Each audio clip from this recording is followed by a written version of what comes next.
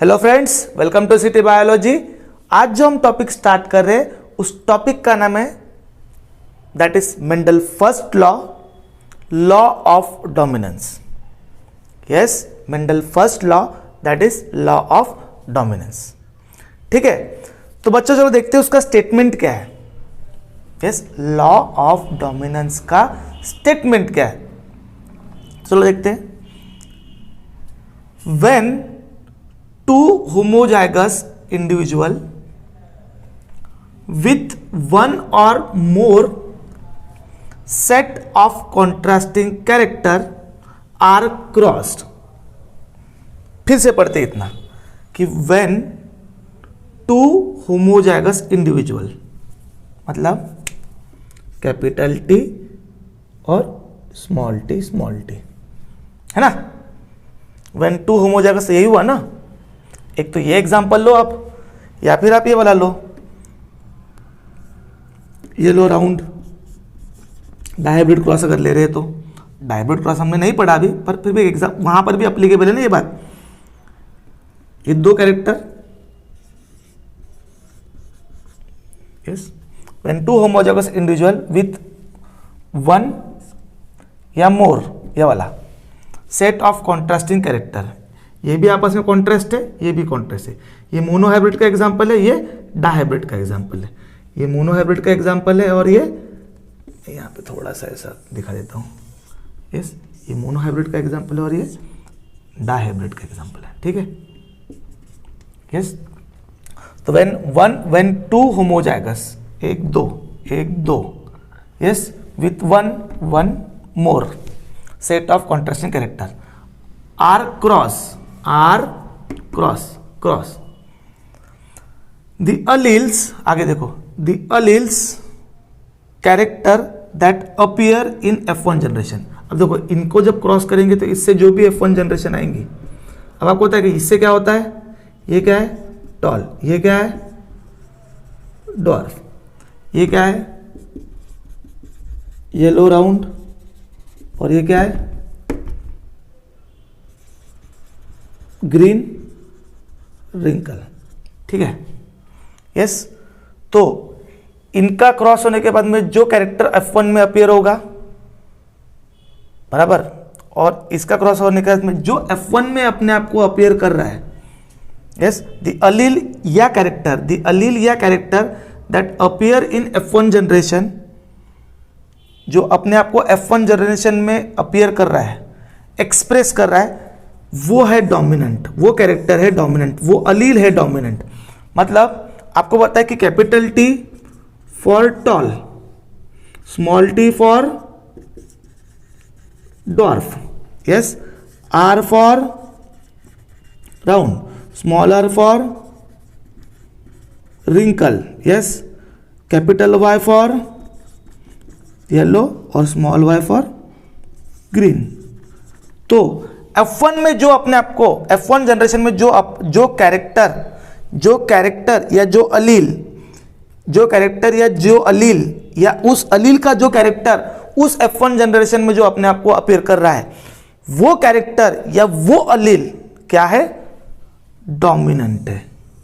क्या है, डोमिनेंट है। मतलब अगर आपको पता है कि इनका क्रॉस करने के बाद में क्या आता है, टॉल आता है, और आपको उसका जीनोटाइप भी पता है कि वो इस तरीके का है, यस, तो वो अलील इज डोमिनेंट।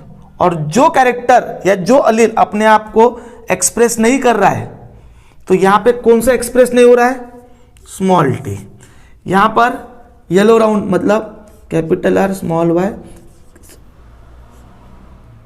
स्मॉल आर, तो यहां पे येलो राउंड है ना ये, ठीक है।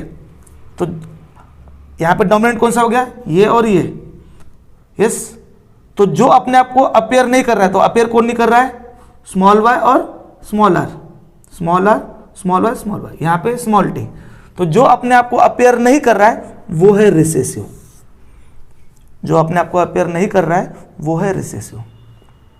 ठीक है, तो ऐसा मतलब ये तो स्टेटमेंट के अकॉर्डिंग है। अगर मैं इन शॉर्ट अगर बोलूं तो जो कैरेक्टर अपने आप को हेट्रोजाइगस कंडीशन में एक्सप्रेस कर रहा है, हेट्रोजाइगस मतलब जब अलील सिमिलर नहीं है, मतलब दो जीन जब सिमिलर नहीं है, जैसे देखो यहाँ पे कैपिटल टी है तो ऑब्वियसली कैरेक्टर तो वही आना है, यहाँ पर भी। पर इस कंडीशन में क्वेश्चन खड़ा हो रहा है कि कैपिटल टी एक्सप्रेस कर रहा है कि स्मॉल टी एक्सप्रेस कर रहा है।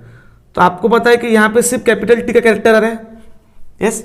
तो आप ऐसा भी बोल सकते हो कि अगर कंडीशन होमोजाइगस है, अगर कंडीशन होमोजाइगस है तो कोई टेंशन ही नहीं, पर अगर कंडीशन हेट्रोजाइगस है, अगर कंडीशन हेट्रोजाइगस है, यस, तो उस कंडीशन में किसी एक का कैरेक्टर आ रहा है, उस कंडीशन में किसी एक अलील का या किसी एक जीन का कैरेक्टर अपीयर हो रहा है, तो समझ लेना कि वो कंडीशन कौन सी है, मतलब वो जीन क्या है, डोमिनेंट है। और वहां जो प्रिंसिपल लगेगा इनहेरिटेंस का, that is law of dominance. ये है लॉ ऑफ डोमिनेंस। मतलब हेट्रोजाइगस में किसी एक का ही अपीयर होना है, जो अपीयर हो रहा है वो डोमिनेंट। हेट्रोजाइगस में किसी एक का ही अपीयर होना है, तो जो अपीयर हो रहा है वो dominant. And the law of inheritance, principle of inheritance is law of dominance. और अगर ऐसा नहीं है तो फिर नहीं पता वो क्या है। अगर ऐसा नहीं है तो नहीं पता हमको क्या है, यस। क्योंकि हम लोग आगे चल के ये भी देखने वाले हैं कि R for red, small R for white, R for red, yes, small R for white, but this condition is pink. मतलब देखो ना यहां पे व्हाइट अपीयर हो रहा है ना रेड अपीयर हो रहा है, तो ये कंडीशन भी तो हेट्रोजाइगस है, पर इसमें तो ना रेड आ रहा है ना व्हाइट आ रहा है, कुछ भलती हो रहा है, यस। तो ये कंडीशन है हमारी इनकम्प्लीट डोमिनेंस, बराबर। पर अगर हमने बोला कि वहां पर डोमिनेंट वाली अगर बात बोल रहे तो डोमिनेंट अपने आप को डोमिनेंट जीन या डोमिनेंट अलील या डोमिनेंट कैरेक्टर अपने आप को प्योर कंडीशन में भी एक्सप्रेस करेगा और हाइब्रिड कंडीशन में भी, होमोजाइगस कंडीशन में भी और हेट्रोजाइगस कंडीशन में भी, प्योर कंडीशन में भी, हाइब्रिड कंडीशन में भी, होमोजाइगस कंडीशन में भी और हेट्रोजाइगस कंडीशन में भी। और जो रिसेसिव है वो ऑलवेज अपने आप को होमोजाइगस या प्योर कंडीशन में ही एक्सप्रेस करेगा। ये है लॉ ऑफ डोमिनेंस, यस। पर ये अकेला, और पर देखो बच्चों, हमेशा ऐसा ही नहीं है, इसलिए हम लॉ ऑफ डोमिनेंस के बारे में दो बातें और बोल भी देते हैं कि law of dominance is significant, law of dominance is significant, law of dominance is significant, true, yes, law of dominance is significant and true. सही है ना, क्योंकि मेंडल साहब ने जो पी में एग्जांपल देखा उसमें तो सिग्निफिकेंट है और सही भी है। इवन ऐसा भी है कि कई जो डिसीज कॉजिंग जीन है, इवन कई बार ऐसा भी है कि कई डिसीज कॉजिंग जीन वो रिसेसिव है, तो ऑब्वियसली जो नॉर्मल जीन है वो डोमिनेंट होंगे। तो मतलब ध्यान दो, मतलब किसी कोई जैसे हीमोफीलिया का एग्जांपल लेते हैं ना, हीमोफीलिया जो डिसीज है, यस, वो एक रिसेसिव जीन के कारण है, तो उसका इसके कारण क्या होगा, हीमोफीलिया, यस। पर ये जो है ये नॉर्मल है, मतलब अगर ये कंडीशन है किसी बंदे को, तो इस कंडीशन में उसके पास एक नॉर्मल जीन भी है और एक हीमोफिलिक जीन भी है, पर उस बंदे को हीमोफीलिया नहीं होगा। क्यों? क्योंकि ये डोमिनेंट है, यस। तो इस प्रकार से लॉ ऑफ डोमिनेंस सिग्निफिकेंट है। ऐसे कई डिसीज कॉजिंग जीन जो कि रिसेसिव है, बट उनके नॉर्मल फॉर्म डोमिनेंट होने से इस कंडीशन में भी नॉर्मल है और इस कंडीशन में भी नॉर्मल है, मतलब बंदे को डिसीज सिर्फ इस कंडीशन में होगा। समझे क्या? तो सिग्निफिकेंट, ट्रू, सिग्निफिकेंट और true, but not universal, but not universal, मतलब ऐसा ही नहीं है, क्योंकि अगर ऐसा ही होता तो इस कंडीशन में भी एक तो रेड या व्हाइट होना चाहिए था, बल्कि हमको क्या मिला है, पिंक। मैंने अभी थोड़ी देर पहले एग्जांपल लिया था, यस। इस कंडीशन में रेड या व्हाइट होना चाहिए था, क्योंकि आपको पता है कि आर फॉर रेड और स्मॉल आर फॉर व्हाइट। अगर ऐसा ही है हर बार, अगर ऐसा ही है हर बार, अगर डोमिनेंसी है, तो फिर पिंक वाले केस होना ही नहीं चाहिए था। एक तो व्हाइट होना चाहिए था या तो रेड होना चाहिए था। तो अगर व्हाइट होता तो व्हाइट जीन इज डोमिनेंट और आर रेड होता तो राइट जीज इज डोमिनेंट, पर वो दोनों भी नहीं हुआ। तो ऐसा नहीं है, यूनिवर्सल नहीं कि हर बार ऐसा ही होगा। तो ये वही बात हुई बच्चों कि जिस तरीके से एक एग्जांपल बोलते हैं ना कि देखो करेक्ट है, सिग्निफिकेंट है, बट यूनिवर्सल नहीं। बहुत लोगों को क्या लगता है कि मेंडल का फर्स्ट लॉ गलत है। गलत नहीं है, वो सही है, सिर्फ वो यूनिवर्सल नहीं है। समझे क्या? बराबर।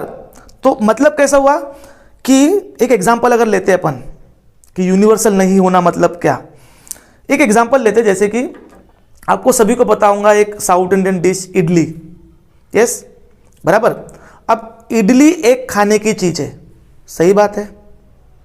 यस, इडली एक खाने की चीज है, मतलब खाई जाती है नाश्ते में।